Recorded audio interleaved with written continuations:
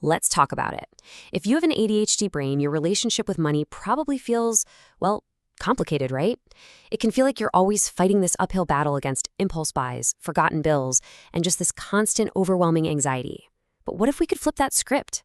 What if managing your money wasn't about trying to force your brain into a box it was never designed for? What if it was about finding tools and systems that actually work with your unique wiring? We're going to explore exactly that, how to build a financial system that works for you, not against you. So let's just start with a number. 1,600 pounds. That's about 2,000 US dollars. Now, what is that? Well, according to research, that's the average cost of the ADHD tax every single year. And no, that's not a tax from the government. It's all the extra money we lose to late fees, subscriptions we forgot to cancel, and yeah, those impulse buys that our brains are just so good at justifying in the moment. If that number makes you wince a little, you're definitely in the right place. Okay, I know. After a number like that, you might be bracing for a big lecture about saving more and spending less. But we're not doing that. Instead, we're taking a totally different approach, and it's summed up perfectly by this quote. We're not talking about shame or complicated spreadsheets here. We're talking about finding a kinder, smarter way to handle your finances. It really is self-care. And here's the most important thing I want you to hear today. If you struggle with money, it is not a personal failing. It is not a moral failing. It's a real, documented thing with roots in our neurology. So let's take a closer look at what this ADHD tax actually looks like for so many of us. This chart, wow, it really breaks it down, doesn't it? It shows our biggest shared challenges. That huge slice, 58%, that's impulse spending. No surprise there, right? Right behind it, 51% of us struggle with just the idea of budgeting, and 49% find it so hard to save. Seeing it laid out like this, it just proves you are not the only one dealing with this, not by a long shot. And this slide really gets to the emotional cost of it all. That constant stress you feel about money, it is so real. Get this, 2/3, 66% of adults with ADHD report high levels of financial anxiety. That is double, literally double the rate of the general population. That is a heavy weight to carry, and it comes from trying to operate in a system that just wasn't built for our brains. And that's really the heart of the matter. When you realize that about 1 in 5 adults is neurodivergent in some way, it becomes so clear why the old advice to just try harder or be more disciplined is so useless.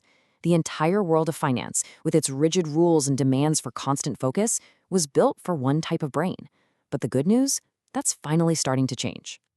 Which brings us to some genuinely exciting news. Seriously, the financial world is finally waking up and catching on.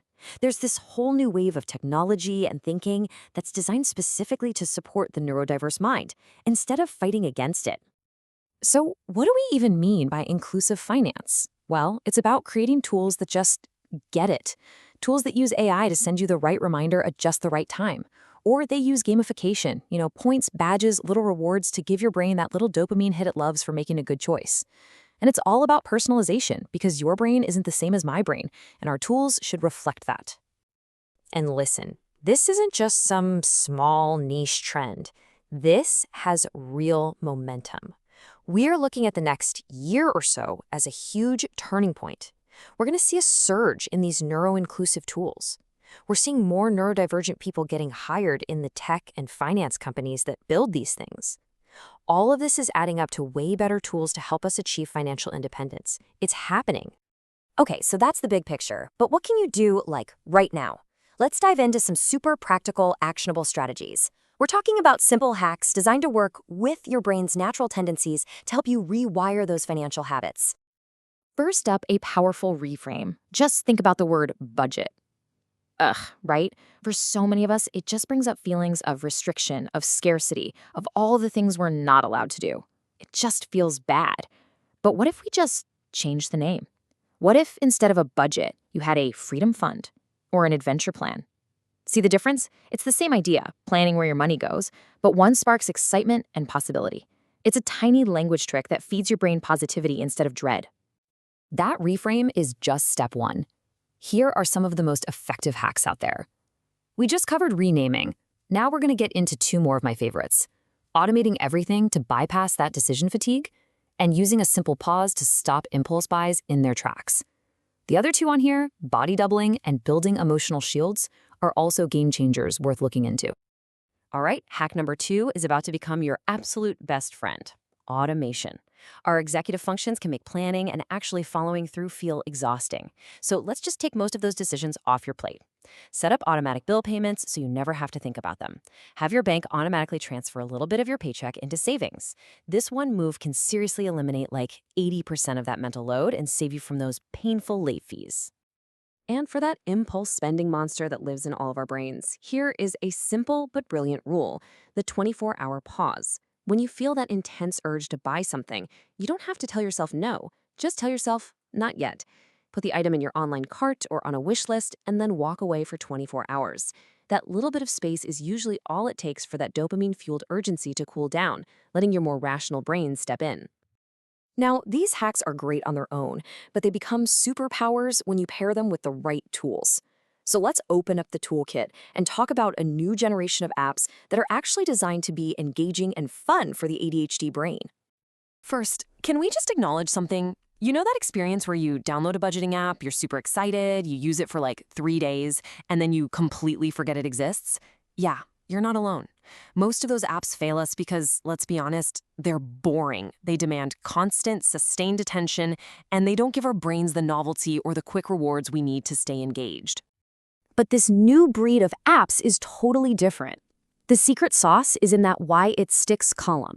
You've got Rule, which has a little mascot and makes checking your impulses feel like a game. There's YNAB, which stands for You Need a Budget, and it taps right into our ability to hyperfocus by having you give every single dollar a specific job. Hyperjar is super visual with these colorful jars, which makes sorting money feel like a satisfying puzzle. And Plum uses AI to automate savings and gives you little reward badges. It's all about finding the one that speaks your brain's language.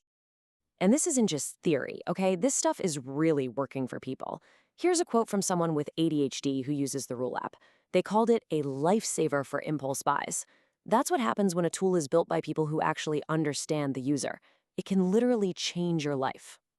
But what if you just can't look at another screen today? You're covered. Audio guides and podcasts are an incredible way to build new habits. You've got podcasts like ADHD Money Talk that feel more like a chat with a friend. Then there are apps like Inflow that have these short 5-minute audio mindset resets. They're perfect for listening on the go and for those of us who learn better by listening. Okay, we have covered so much ground. The challenge, the brain hacks, the cool new tools. Now let's put it all together. Let's build a simple, actionable blueprint that can take you from feeling overwhelmed to feeling empowered. Think of this slide as your personal cheat sheet. On the left, pick your biggest challenge. In the middle is the ADHD-friendly hack for it. And on the right is a specific tool that can help. So, for example, if impulse spending is your number one enemy, you combine the 24-hour pause hack with the Rule Thought app. Feeling totally overwhelmed by budgeting? Try doing quick, weekly micro check-ins using the Wine app system. This connects the problem directly to a solution that works. Now, the secret to making any of this stick is to not try to do it all at once. Please don't. Just pick one small thing from everything we've talked about. Just one. Maybe it's downloading one of those apps. Maybe it's just queuing up a podcast episode for your drive tomorrow. Start small, and this part is so important, celebrate that you did it. Acknowledge that small win. That's how you build real, lasting momentum. So let's end on this note. Your brain is not broken. It is brilliant. It is wired for creativity and passion and incredible hyperfocus.